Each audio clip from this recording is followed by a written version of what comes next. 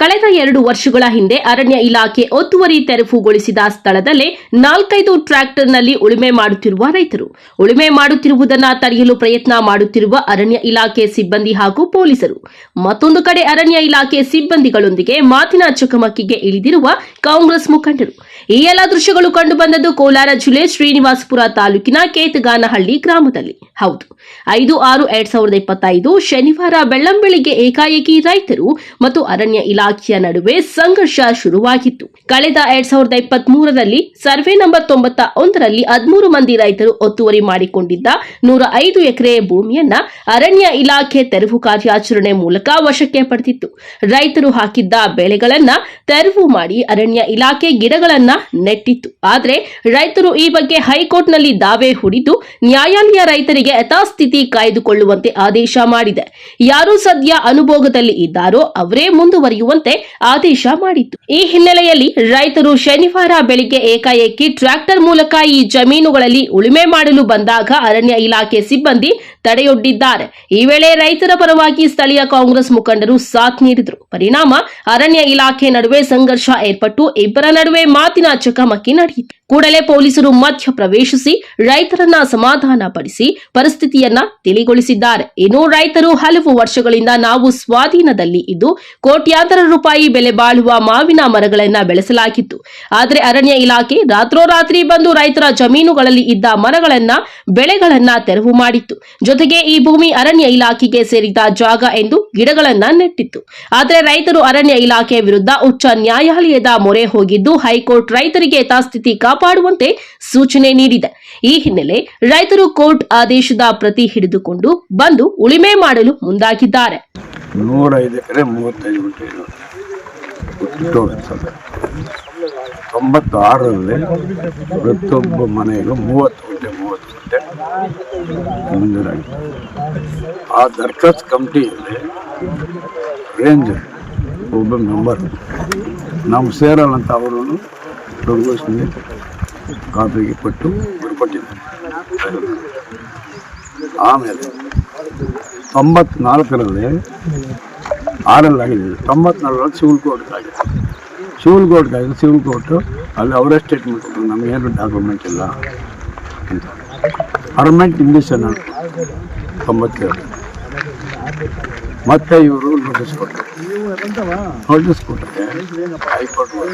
High court ಜಡ್ಜಿ ಸಭೆಗಳು ಈ ಕಡೆನೇ ಬಂದಿಲ್ಲ.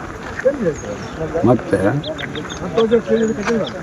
27 ಅಕ್ಟೋಬರು 2023 ನೈಟ್ 12 ಗಂಟೆ ರಾತ್ರಿಯಲ್ಲಿ 70 JCB 100 ಜನ ಪೊಲೀಸರು 100 ಜನ ನಮ್ಮ ಊರನ್ನು 70 JCB ಒಂದು ಬೆಳಿಗ್ಗೆಲ್ಲ ಸುಮಾರು ಒಂದು 6-7 ಕೋಟಿ ಬೆಳೆಗೆ ನಾಶ. ಬೆಳಗ್ಗೆ 4 ಗಂಟೆಗೆ ಅವರು ಮತ್ತು ಹೈಕೋರ್ಟಲ್ಲಿ ಅವರು ರೈತರಿಗೆ ಬೆಳೆ ಇಟ್ಕೊಳ್ಳೋಕ್ಕೆ ಯಾವುದೇ ತೊಂದರೆ ಮಾಡಬಾರ್ದು.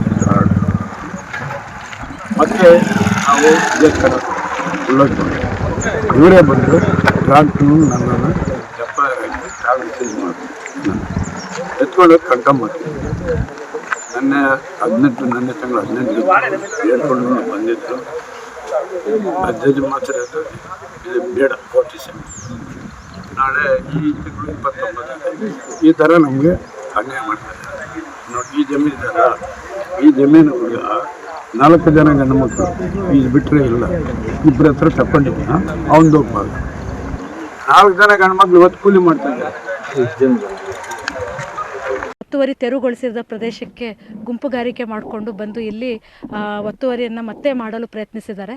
ಇದು ತುಂಬ ನಮ್ಮ ಸಿಟಿಗೆ ಹತ್ತಿರ ಆಗಿರೋದ್ರಿಂದ ಮತ್ತು ಕೋಟ್ಯಾಂತರ ರೂಪಾಯಿ ಬೆಲೆ ಬಾಳುವ ಆಸ್ತಿ ಆಗಿರೋದ್ರಿಂದ ಸೊ ಎಲ್ಲ ಲೀಡ್ರ್ಗಳು ಮತ್ತು ಅವರು ಇವರೆಲ್ಲ ಸೇರಿಕೊಂಡು ಬಂದು ಅರಣ್ಯ ಇಲಾಖೆ ಮೇಲೆ ದೌರ್ಜನ್ಯವನ್ನು ಮಾಡ್ತಾ ಅವ್ರ ಮೇಲೆ ಟ್ರ್ಯಾಕ್ಟರ್ ಹರಿಸೋದು ಮತ್ತು ಗಿಡ ಗಂಟಿಗಳನ್ನೆಲ್ಲ ಹಾಳು ಮಾಡೋದು, ನಮ್ಮ ಅರಣ್ಯ ಭೂಮಿಯಲ್ಲಿ ಟ್ರೆಸ್ಪಾಸ್ ಮಾಡಿ ಒತ್ತುವರಿಯನ್ನು ಮಾಡಿ ಜನರನ್ನು ಗುಂಪು ಕೊಟ್ಕೊಂಡು ನಮ್ಮ ವಿರುದ್ಧವಾಗಿ ಹೇಳಿಕೆಗಳನ್ನ ಕೊಡೋದು, ಇಂಥವೆಲ್ಲ ಇಲ್ಲಿಗಲ್ ಕೆಲಸಗಳನ್ನ ಇವತ್ತು ಬೆಳಗ್ಗೆಯಿಂದ ಮಾಡ್ತಾ ಇದ್ದಾರೆ.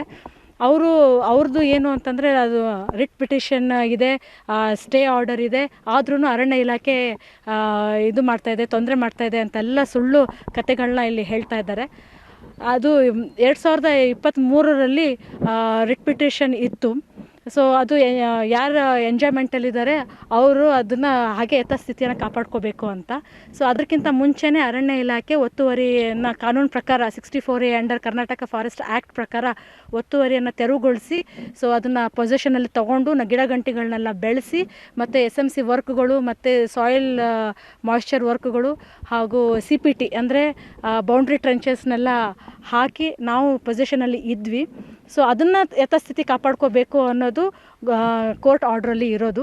ಸೊ ಅದಕ್ಕೋಸ್ಕರ ನಾವು ಯಥಾಸ್ಥಿತಿಯನ್ನು ಕಾಪಾಡೋದಕ್ಕೋಸ್ಕರ ನಾವು ಇಲ್ಲಿ ಕಾನೂನಿಗೆ ಏನೇನು ನಮ್ಮ ಬೆಲೆ ಬಾಳುವ ಅರಣ್ಯ ಭೂಮಿಯನ್ನು ನಾವು ರಕ್ಷಣೆ ಮಾಡಬೇಕು ಅದನ್ನು ಆ ರಕ್ಷಣೆ ನಿಟ್ಟಿನಲ್ಲಿ ನಾವು ಕೆಲಸವನ್ನು ಇಲ್ಲಿ ಮಾಡ್ತಾಯಿದ್ದೀವಿ.